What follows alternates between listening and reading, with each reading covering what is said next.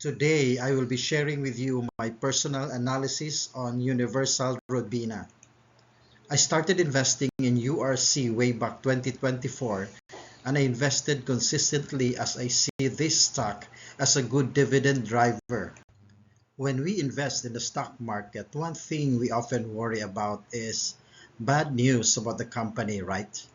We normally ask what happens to the company now when it is facing a controversy. Will the profits be affected? How will the stock perform? And most importantly for us investors, should we still hold the stock? Today, let's talk about a real example in the Philippine stock market, Universal Robina Corporation, also known as URC, a company under the John Gokongwei Jr. business empire. This story shows us an important lesson. Sometimes company can go through bad news but still remain fundamentally strong. That is why as dividend investors, we look at the long-term performance of the company. In 2025, URC met an environmental issue. Let's go back to October last year. There was a major environmental issue involving the company. Reports said that around 225,000 cubic meters of wastewater spilled into Bais Bay in Bais City. This is after a lagoon wall of the distillery facility collapsed. This incident triggered public outrage, especially in the nearby communities in Negros Oriental. Because of the seriousness of the situation, the president even ordered the investigation through the Provincial Environment and Natural Resources Office. Now imagine you are an investor holding URC shares. You would probably ask, will this damage the company's reputation? Will sales go down? Will profits fall? Should I sell my stocks? At that time, I personally became hesitant to continue investing in URC because environmental issues can sometimes hurt companies financially. But here's where things become interesting. Despite the negative issue, URC still grew. Recently, new financial reports came out and results were quite surprising. The company reported 168 billion in total revenue, which is 4% higher than the previous year. For beginners, let me quickly explain something. Revenue simply means the total sales the company makes before expenses. If revenue is growing, it usually means that the company is selling more products.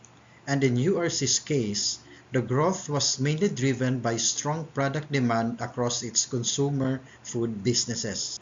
In other words, people continued buying URC products despite the negative news. This is a very important lesson in investing. Large and established companies often have strong systems already in place, such as supply chains, distribution networks, marketing systems, brand loyalty. Because of these systems, they can sometimes withstand short-term issues better than smaller companies. In URC's case, the strongest segment is consumer foods. The biggest contributor to URC's growth is its branded consumer foods division. This segment alone generated 115 billion in revenue, which is 5% higher than the previous year. If you're living in the Philippines, you probably encounter URC products almost every day. They produce many popular snack and beverage brands that Filipinos regularly buy in supermarkets and sari-sari stores. Because these products are part of everyday consumption, this segment provides steady demand and consistent sales. For investors, this is what we call a defensive business. Even during economic challenges, people still buy food, snacks, and beverages. Here is the financial performance of URC in the Philippines. URC's Philippine operations remain its large market. In 2025, the Philippine segment generated 79 billion in sales, which increased by 5% year-on-year.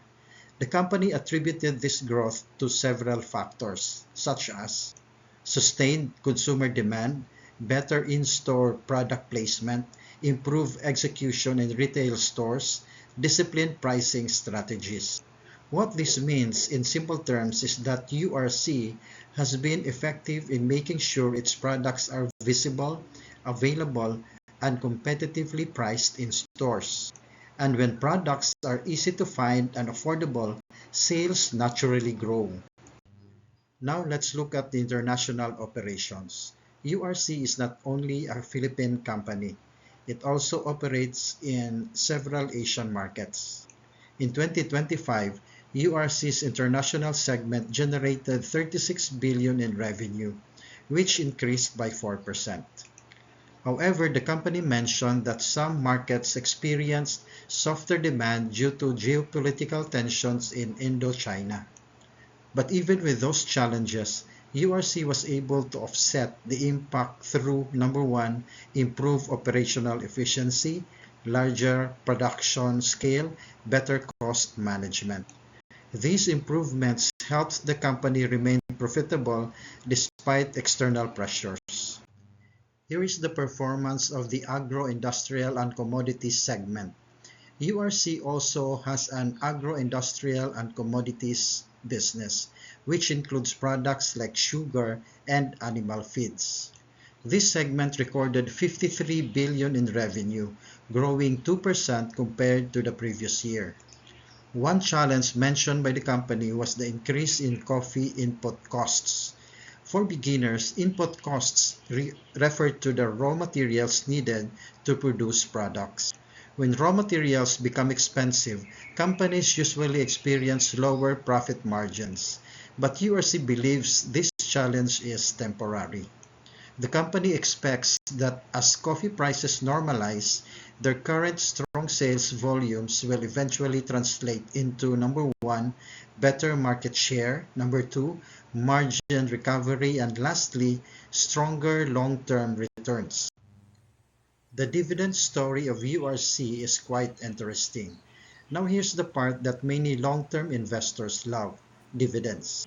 URC recently announced that its board approved a cash dividend of 2 pesos and 10 centavos per share. For beginner investors, a dividend is simply a portion of a company's profit distributed to shareholders. So if you own shares of the company, you get paid. In URC's case, shareholders on record by April 10, 2026 will receive the dividend. The payment date is May 7, 2026. The dividend amount is 5% higher than last year. This is a positive signal because it shows that the company is confident enough in its financial performance to increase shareholder returns. Let's quickly summarize the key highlights of URC's performance in 2025. Revenue climbed 4% to 168 billion. Branded consumer food sales increased 5% to 115 billion. Agro-industrial and commodities revenue rose 2% to 53 billion. Dividend increased 5% to 2 pesos and 10 centavos per share. Dividend payment schedule for May 7, 2026. These numbers show that the company continues to grow despite challenges. So what can we learn as investors? First, not all bad news permanently damages a company. Sometimes the market overreacts in the short term, but the company's core business remains strong. Second, companies with strong brands, large distribution networks, diversified business segments often have the ability to recover and continue to grow. And third, if you are a dividend investor or long-term investor, companies like URC can potentially provide stable income through dividends while also offering long-term growth. Of course, every investment still requires proper research and risk management. In closing, if you are interested in dividend investing, Philippine stock analysis, and beginner-friendly financial education, this channel is for you. So if you found value in this video, like this video, subscribe to the channel, and turn on the notification bell so you don't miss future stock analysis.